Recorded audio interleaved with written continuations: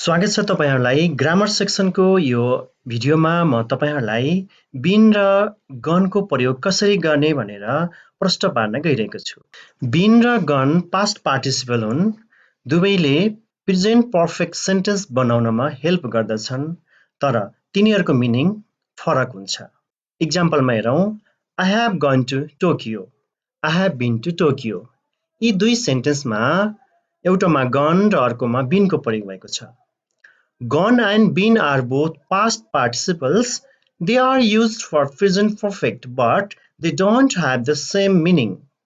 Gone भन्नाले to go, and been भन्नाले to be, अर्थात् gone भनेको गएको अवस्था र been भनेको भएको अवस्था, कुनै बेला त्यो ठाउँमा भएको अवस्था।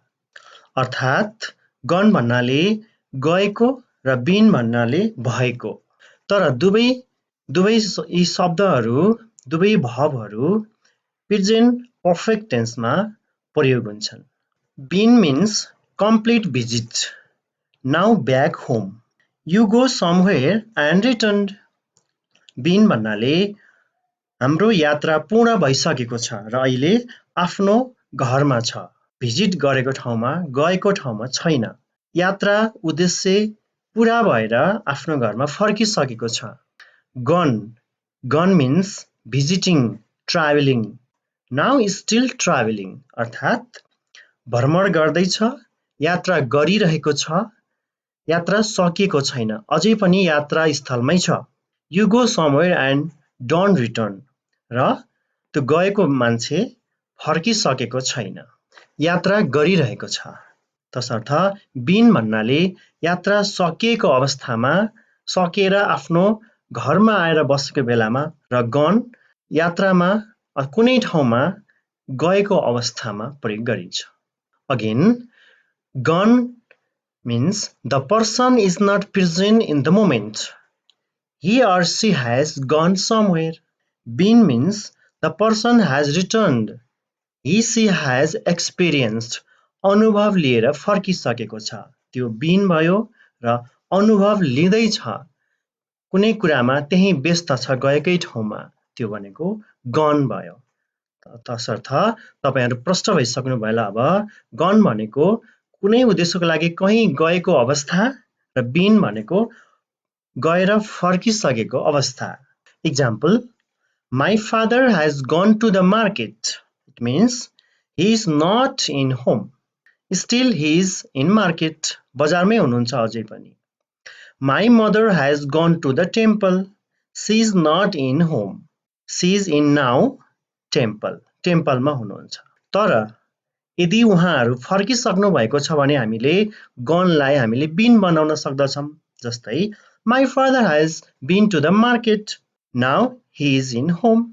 My mother has been to the temple. Now she is in home. Now she is in home. यसरी फेरि चित्र मार्फत यो कुरालाई अझ प्रष्ट गरेर बुझौं। राम has, यहाँ रामको दुईटा कन्डिसन दिएको छ, दुईटा सिचुएसन। एउटा पिक्चरमा, ए पिक्चरमा राम घरमै छ, पाल्पा गएर आइसकेको छ। अर्को पिक्चरमा, बी पिक्चरमा होममा छैन, उ पाल्पामै छ। अब यस्तो अवस्थामा कसरी भन्ने? ए पिक्चरलाई हामीले भन्न सक्छौं, Ram has been to Palpa, उ पाल्पा गएको छ। Now Ram is in the home. अहिले राम घरमा छ। Now B, Ram has gone to Palpa. Now Ram is in Palpa. अहिले उ पाल्पामै छ। मलाई आशा छ तपाईहरु been र gone को प्रयोग गर्नमा क्लियर प्रष्ट भइसक्नु भएको हुन सक्छ। अब हेरौं बुक तर्फ। Now अब बुक तर्फ हेरौं। Use been or gone. A, I have never ... to Japan. यहाँ कहिले पनि जापान नभएको, नगएको अवस्थाको कुरा गरिएको छ। त्यसैले I have never been to Japan. Now B, Kalpana has ... to Korea. She may come back next year. यहाँ कल्पना कोरिया गएको अवस्था छ र फर्केको छैन र अर्को वर्ष फर्किने अवस्था छ भनेपछि यहाँ gone हुन्छ, किनभने यात्रा कम्प्लिट भएको छैन। So, Kalpana has gone to Korea. She may come back next year. Next, C. A, Where is Rachana? She has to the shop. यहाँ सिचुएसन एक्सन कम्प्लिट देखिएको छैन। तसर्थ she has gone to the shop अर्थात् she has not returned from the shop. अझै पनि शपमै भएको अवस्था छ। Now D. Harina was here earlier but I think she has now. हरिना पहिला यही थिइन् अहिले कतै गएको अवस्था छ मतलब कतै भएको अवस्था छ रिटर्न भएको छैन।